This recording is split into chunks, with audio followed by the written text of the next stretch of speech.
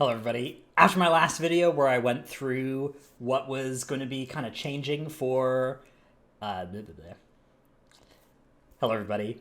After my last video where I kind of went through how the free Covenant swaps might impact gameplay for different classes next year, I was kind of inspired to do a tier list video of how cool and good and interesting I thought each of the Covenant abilities have been so far through the expansion.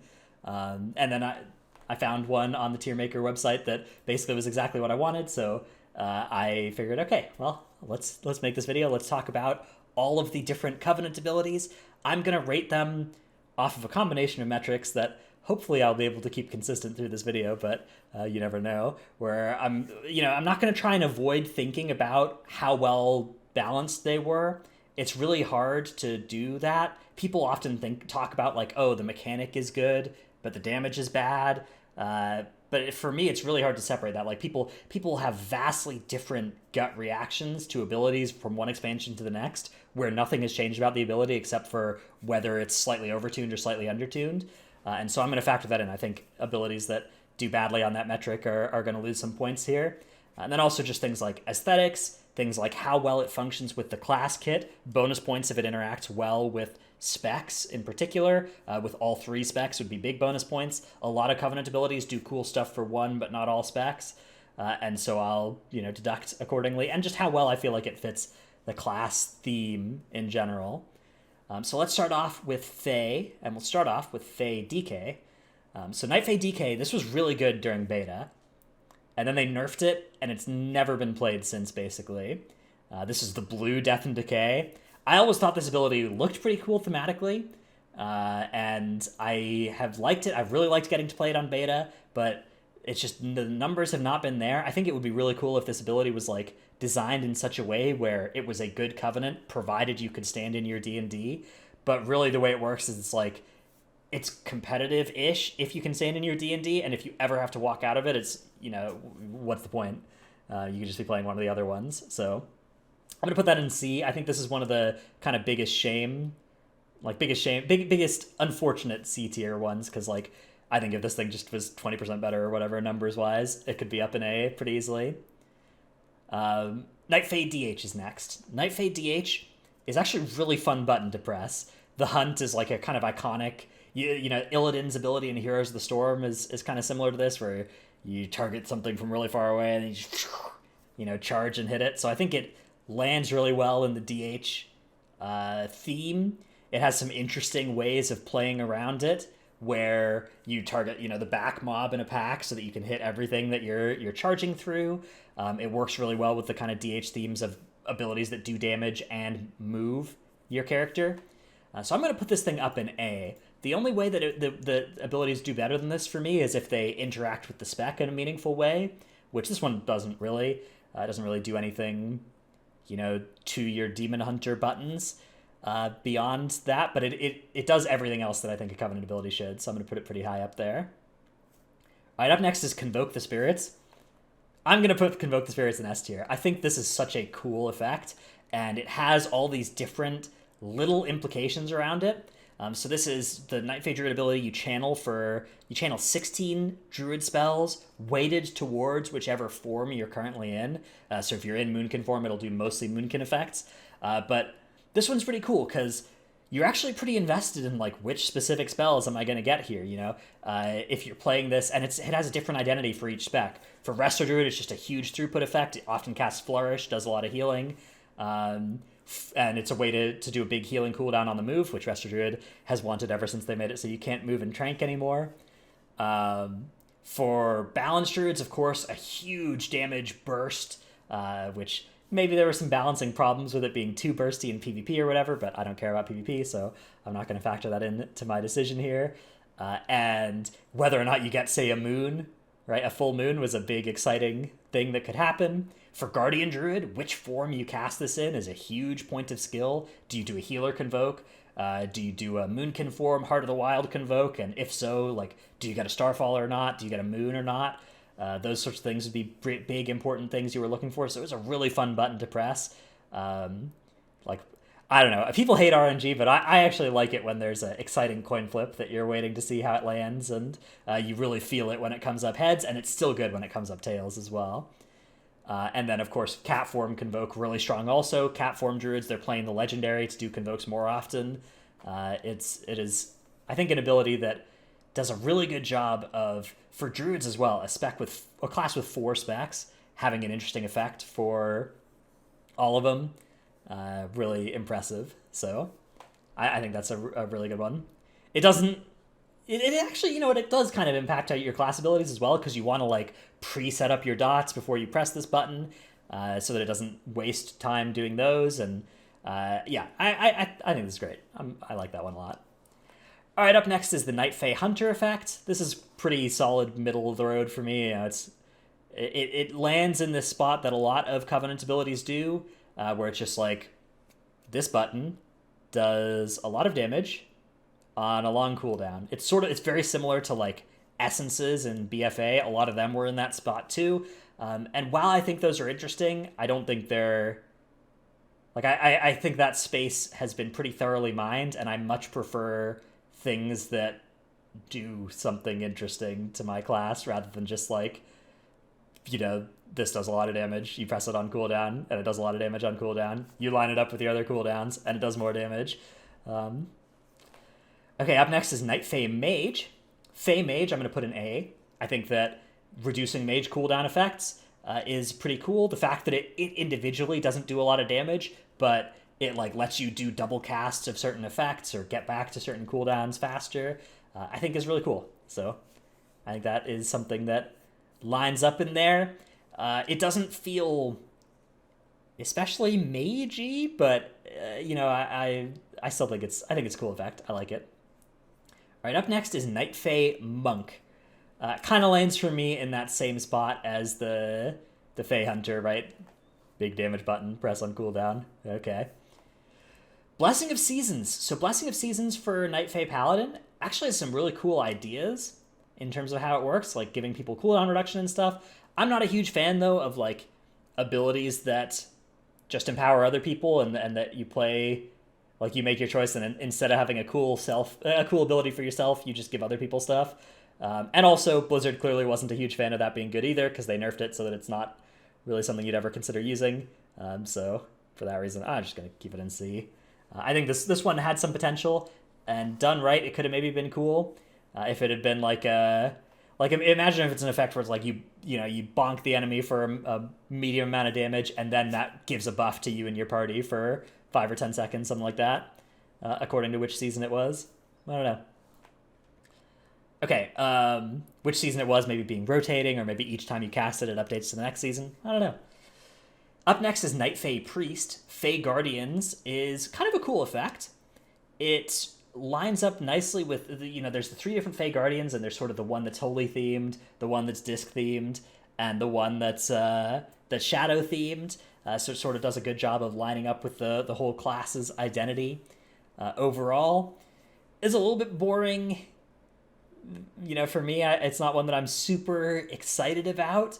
But cooldown recovery is an inherently exciting stat. I'm going to put this one at the high end of B tier, but I don't think it's going to quite make it into A for me. Up next is Fae Rogue, Sepsis. Ability that has some cool ideas, getting like a free use of a stealth ability, kind of cool, but has also been balanced to the point where it's not really something that ever gets used. So I guess I'm going to put this in C, I guess. I don't know. This is another one where if it was just more damage, I'd be pretty happy bringing it up. But like it's kind of an interesting effect. But when they make these effects and they just balance them such that you would never consider maining that covenant, and then the way that the covenants have worked, where you have to just choose one to main, that makes it really hard for me to go above C. Worth pointing out here that even just by giving us the ability to do free covenant swaps, there's a good chance that my opinion on a lot of these abilities will change. In a world of free covenant swaps, those sorts of effects that are just like never good enough to main that covenant might become actually situationally useful. And situationally useful effects that you can use when there's the right situation rather than having to play forever are actually pretty cool. So that will potentially bring some of these up even without balancing changes. Up next is Night Fae Shaman. I actually hate the Night Fae Shaman one quite a bit to use personally. It's so clunky. You have to stand there channeling it for a while. Its damage reduces if other enemies walk into the area to the main target, right? Because it's damage that's split among all targets. If the enemies walk outside of it, it's annoying. It does do some healing. The healing is valuable. It's good. It's a good effect. The numbers are there. But this is one of the ones where it's like, man, I kind of hate that this does good damage because it's so clunky to use. And I'd rather play other Covenants on my Shaman. Up next is Soul Rot for Warlock. Soul Rot is kind of interesting. Obviously does a lot of damage. I'm only going to put it in B, though, because it doesn't really do that much more than, like, okay, you press this button. It puts dots on everything. In theory, there's that drain empowering build where you press it and then you drain for a lot of damage in AoE. In practice, though, that doesn't really end up being something that actually sees all that much play. So, yeah, I'm going to put it in B. A solid role player up in there with, like, Wild Spirits, where it's good. Warlocks always play it, but I'm not too excited about it. All right, up next is Ancient Aftershock for Warriors. I'm actually going to put this in A. Maybe it'd be better in high B. I'm going to put it in high B. All right, it's not quite exciting enough to go up to A, but it's pretty good. Getting access to that like earthquake knockdown effect is actually kind of exciting, and that I think alone has been something where it's like, oh, it's cool enough for me. That part of it, like that AoE crowd control effect being added on, that's such a rare effect in the game. Getting that into a Covenant ability, it's actually pretty sweet in my opinion. So I'm pretty happy with this one. But beyond that, it does kind of just fall into the okay, this does a lot of damage and you press it on cooldown window where you see stuff like the Fey Hunter, very similar in that sense. All right, I realize now that my window is not going to be large enough to contain all of the. There's too many icons for this one, and also the length of this is. I'm probably going to end up splitting this into two videos. Let's do Kyrian next, and then I'll probably add Necrolord and Venthyr in a second video. Okay, so Kyrian is up next. Kyrian Death Knight ability is so clunky. They are making some hugely needed quality of life changes to this in 9.15, where instead of having, so it's like a single target effect, a single target dot, and then when you spend runes on an ability that's hitting that target, it has a 50% chance to spread to extra targets. So in AoE, sometimes it can be really satisfying to spread to 5 targets, or to, I guess even more. But in practice, often what happens is it doesn't spread for, you press like 2 heart strikes on the target, 25% chance that it just hasn't spread at all after either of those, and you're just like, what's happening here? The single target's reasonable. They've buffed the defensive component to this a little bit. It's an 8% DR now, which is still, like, that's something, but it's not enough that you really feel it. I'm going to put this one in C also. I think that look, with the 100% spread chance, it could move up to B pretty reasonably with that, but for now, it's one that's, like, so actively clunky that it's hard for me to put it much above there. Up next is Kyrian Demon Hunter. The Kyrian Demon Hunter effect, I think, does pretty well for Vengeance, because it counts as a sigil, it interacts with their sigil talents, and it's pretty cool in that sense. Unfortunately, it doesn't really do anything for Havoc. It's one of those cases where I feel like if it works really well for one spec, and is a lot less exciting for the other spec, how high can I put it on this? If you look, like, I guess Fey DH kind of only is really sweet for Havoc, although it's pretty fun to do as Vengeance also. I'm going to set a ceiling at B for an ability like this, though. I don't want to bring stuff up above B that's not cool for multiple specs, and the Kyrian DH isn't cool for multiple specs. The Night Fae DH, even though it's not like BIS for Vengeance, is at least a fun button to press for Vengeance, whereas the Kyrian button is pretty awkward to press as Havoc. I PvP'd to 2400 as Kyrian Havoc in last season, and it was pain. It was pain. Okay. Up next, we have Kyrian Druid. So Kyrian Druid is strong. It falls into that space of, like, abilities that buff other players, and doesn't improve your own character's power level. But, it's pretty potent effect. You do have to actively press the button. It behaves differently based on, like, what spec you are, what role you are, what role they are. So there's enough there, I think, for me to bring it into B instead of C, but not by much. Not by much. This is another one of those effects that's like, if I had to play Kyrian Druid for a tier because it was good, I would be pretty unhappy about it, I think. Like, I'd be looking enviously at the people getting to use these abilities. I'd probably even be looking enviously at the people using the other B abilities.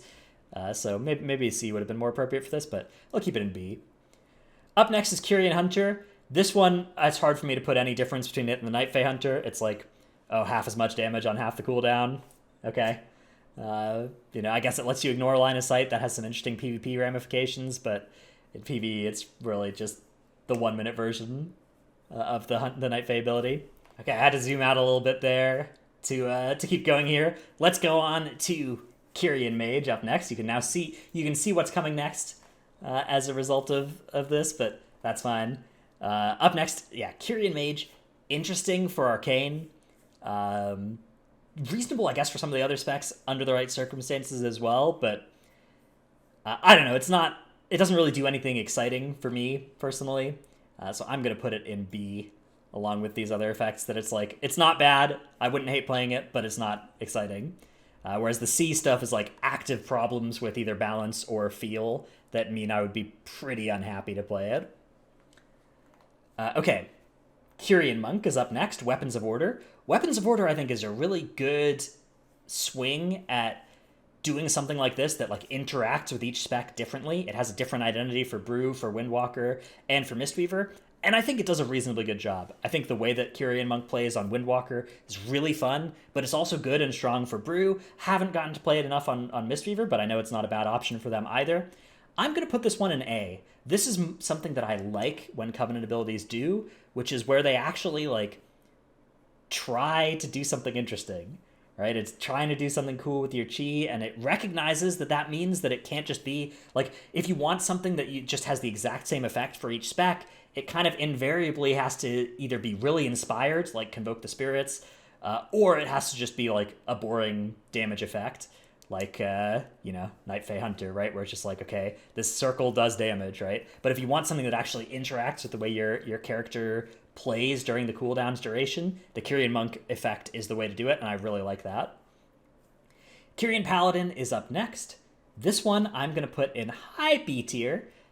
Casting multiple, judgments or shields or holy shocks, pretty cool. Just casting one of your class abilities a lot of times interacts with a couple different class effects. The feel of this for Prop Pally is so... I'm putting this thing in A. This thing is cool. Sending out like 30 shields or whatever, 5 shields, whatever the case may be. That's good enough for me. I'm putting it in an A. That's sweet. That's enough. Kyrian Priest. So Kyrian Priest is really cool. It's like this way to have like an alternate spec for a while. Where you just are pressing like your Ascended Nova, Ascended Blast, then you have the big explosion at the end. It's kind of awkward for Shadow in particular, because for Shadow it's like it's pretty cringe Covenant for the way it works for Shadow, but the way it interacts on the Healing Priests is, I think, good enough. I guess I'm going to put it at high B tier. I don't want to put it higher than a lot of these other things in B, but I think it is something where if you're a Healing Priest, like for just Healing Priest, I'd put it higher, but it's cringe enough for Shadow. I'll ceiling it out at B. Kyrian Rogue is a pretty cool effect. I'm going to put Kyrian Rogue. Oof. So Kyrian Rogue, Anima charges one of your combo points so that you get special benefits whenever you spend like exactly that combo point amount, which does some cool things rotationally. It's pretty fun to react to, and I like playing with it quite a bit. It's kind of anemic numbers-wise for a lot of the specs, although it's pretty good. Like, people play this thing in PvP right now. I'm going to put this one in high B tier as well. I think this is a case of, like, the idea is actually pretty cool. Maybe it's an A tier idea with a B tier execution, something like that. Kyrian Shaman is up next. Vesper Totem. You drop a totem, and then when you do heals, it does heal. When you do damage, it does damage. It's kind of a simple idea, but, it sort of fits the Shaman theme, right? It does some healing, does some damage. It's a totem. The bar is pretty low for some of these effects, but I'm going to put this thing in the middle of B tier as well. Pretty cool effect. It's something that, like, Right now it does a lot of damage in M+, so just on the merits of, hey, this does a lot of damage, then that's fun for people, but I'm going to keep it in B for now. Kyrian Warlock is up next. Scouring Tithe? Something like that. Oh, God, okay. Kyrian Warlock. Warlock Covenant abilities. What does this do? Kyrian ability. Scouring Tithe. Okay, I was right. Deals spell damage. If the enemy dies while affected, you gain soul shards, and if they survive, the cooldown gets refreshed. Interesting. Yeah, the problem with the Warlock abilities is that none of that... I actually think Kyrian Affliction was supposed to be pretty close to Fae, right? It was just like more annoying that you had an extra dot to maintain. It was kind of an awkward... You couldn't really get the pandemic benefits of most Warlock dots, right? Because you had to actually just press this button right as it expired, because otherwise you couldn't pre-press it. I'm gonna throw this in C. It's hard for me to put a Covenant ability that like has seen basically no play higher than C. I don't think it's an awful idea or anything, but yeah, it's got some annoying tension there, and it also just suffers from being clunky. Kyrian Warrior is up next. Sort of similar, actually, to Night Fae Warrior, right? If you think about effects, like it's got that Ursul's Vortex effect. Night Fae Warrior has that Earthquake effect. These are two effects that are unique, hard to come by. It's like, oh, this is another class has this, and it's the only class that has it. And hey, if you want it as a warrior, you can get it this expansion by playing a certain covenant. I actually am pretty happy with those, and maybe these two effects, these 4 effects at the top of B, I think all could be in like a B plus pretty reasonably, A minus even, because I think that's fun and cool. But ultimately, it is me press button when it lights up and it does a lot of damage, and that's all the thinking you really have to do about it. You'll get like 90% of its effectiveness out of just doing that.